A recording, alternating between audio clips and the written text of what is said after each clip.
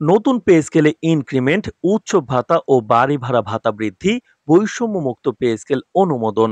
তো দর্শক, আজ প্রথম আলো পত্রিকায় প্রকাশিত সরকারি কর্মচারীদের জন্য গুরুত্বপূর্ণ প্রতিবেদনটি না টেনে শেষ পর্যন্ত দেখুন। ভিডিওর শুরুতেই চ্যানেলটি সাবস্ক্রাইব করে রাখুন, পরবর্তীতে এই ধরনের গুরুত্বপূর্ণ আপডেটগুলো যাতে আপনার মিস না হয়ে যায়।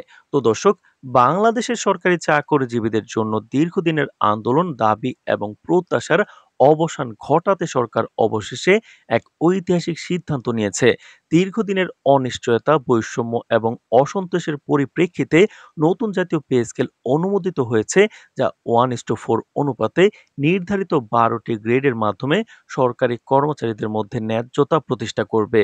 উচ্চপদস্থ কর্মকর্তা থেকে শুরু করে নিম্ন পদস্থ কর্মচারী পর্যন্ত সবার জন্য সুষম বেতন কাঠামো নিশ্চিত করতে সরকার আগামী ৩ মাসের মধ্যে প্রজ্ঞাপন জারি করবে, যা কার্যকর হলে অনেক বছরের বৈষম্য দূর হবে এবং কর্মচারীদের দীর্ঘ প্রতীক্ষার অবসান ঘটবে। এই সিদ্ধান্তে মূল বেতন বৃদ্ধি নয়, বরং ইনক্রিমেন্ট, উৎসব ভাতা, মেডিকেল ভাতা এবং বাড়ি ভাড়া ভাতার মতো গুরুত্বপূর্ণ সুবিধা নতুন হারে সমন্বয় করা হয়েছে। সরকারের উচ্চ পর্যায়ের কর্মকর্তারা জানিয়েছেন, সংশ্লিষ্ট দপ্তর এবং অর্থ মন্ত্রণালয়কে প্রজ্ঞাপন কার্যকর করতে প্রয়োজনীয় নির্দেশনা দেওয়া হয়েছে।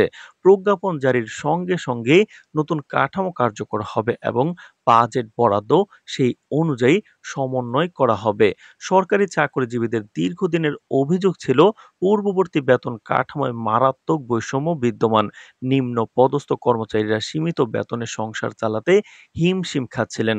অন্যদিকে উচ্চপদস্থ কর্মকর্তারা তুলনামূলকভাবে অনেক বেশি সুবিধা ভোগ করছিলেন। তো দর্শক, ভিডিওটির এই পর্যায়ে এসে এখন পর্যন্ত যারা চ্যানেলটি সাবস্ক্রাইব করেননি, পরবর্তীতে মহার্ঘ ভাতা এবং নবম পে স্কেল সংক্রান্ত সকল আপডেট সমূহ পেতে চ্যানেলটি সাবস্ক্রাইব করে রাখুন। তো দর্শক, এই বৈষম্য শুধু ব্যক্তিগত জীবনে অসন্তোষ তৈরি করছিল না, বরং প্রশাসনিক কর্মক্ষমতায়ও নেতিবাচক প্রভাব ফেলছিল। অসন্তোষের প্রতিফলন ঘটেছিল বারবার আন্দোলন, মানববন্ধন, কর্মবিরতি এবং স্মারকলিপির মাধ্যমে। এমনকি প্রশাসনিক কাজে অচলাবস্থা অবস্থাও সৃষ্টির ঘটনাও ঘটেছিল। অর্থনীতিবিদরা মনে করছেন, বৈষম্যমুক্ত নতুন পে স্কেল কেবল চাকরিজীবীদের আর্থিক স্বস্তি নয়, পুরো প্রশাসনিক ব্যবস্থার জন্য ইতিবাচক প্রভাব ফেলবে। কর্মীদের মধ্যে উদ্দীপনা বৃদ্ধি পাবে, সরকারি সেবার মান উন্নত হবে এবং সমাজে ন্যায়সঙ্গত পরিবেশের সৃষ্টি হবে। তবে তারা সতর্ক করে বলেছেন, ঘোষিত সময়সীমার মধ্যে প্রজ্ঞাপন জারি না হলে আবারও হতাশা তৈরি হতে পারে। চাকরিজীবীরা আশাবাদী, নতুন পে স্কেল কার্যকর হলে তারা শুধু আর্থিক স্বস্তি পাবেন না, বরং সামাজিক মর্যাদাও বৃদ্ধি পাবে। বিশেষত মধ্যবিত্ত এবং নিম্ন মধ্যবিত্ত কর্মচারীরা উৎসব ভাতা, মেডিকেল ভাতা এবং বাড়ি ভাড়া বৃদ্ধির সুবিধা থেকে সরাসরি উপকৃত হবেন। তাদের দাবি, সরকারের প্রতিশ্রুতিটি দ্রুত বাস্তবায়িত হলে দেশের সরকারি সেবার মান আরও গতিশীল ও কার্যকর হবে।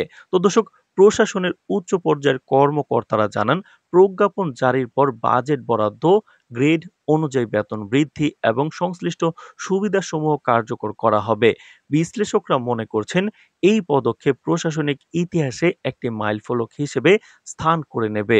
সরকারের এই সিদ্ধান্ত শুধু চাকরিজীবীদের দীর্ঘদিনের স্বপ্ন পূরণ করবে না, বরং দেশের প্রশাসনিক কাঠামোতে ন্যায্যতা ও সমতার নতুন অধ্যায়ের সূচনা করবে। দেশের নাগরিকরা আশা করছেন, নতুন কাঠামো কার্যকর হলে সরকারি সেবার মান বৃদ্ধি পাবে, সমাজে ন্যায়পরায়ণতা প্রতিষ্ঠিত হবে এবং সরকারি কর্মচারীদের মধ্যে নতুন উদ্যম সৃষ্টি হবে। তো দর্শক, ভিডিওটির এই পর্যায়ে এসে এখন পর্যন্ত যারা চ্যানেলটি সাবস্ক্রাইব করেননি, পরবর্তী নবম পে স্কেলের সকল আপডেট পেতে চ্যানেলটি সাবস্ক্রাইব করে রাখুন। তো দর্শক, সব মিলিয়ে 1:4 অনুপাতে 12 গ্রেডের বৈষম্যমুক্ত পে স্কেল ৩ মাসের মধ্যে প্রজ্ঞাপন, ইনক্রিমেন্ট, উচ্চ ভাতা, মেডিকেল ভাতা এবং বাড়ি ভাড়া বৃদ্ধির এই ঘোষণা শুধু চাকরিজীবীদের স্বপ্ন পূরণ করেনি, বরং বাংলাদেশের প্রশাসনিক কাঠামোতে ন্যায্যতা ও সমতা প্রতিষ্ঠার এক নতুন দিগন্ত উন্মোচন করেছে। এখন দেশের সকল সরকারি কর্মচারী অধীর আগ্রহে অপেক্ষা করছেন ঘোষণার বাস্তবায়নের জন্য। কারণ সাধারণ মানুষ, জনগণও আশাবাদী যে এটি সরকারি সেবাকে আরো কার্যকর ও উন্নত করবে। তো দর্শক, পরবর্তী আপডেট সমূহ জানাবো। আমাদের চ্যানেলটি সাবস্ক্রাইব করে পাশেই থাকুন। আজ এ পর্যন্তই।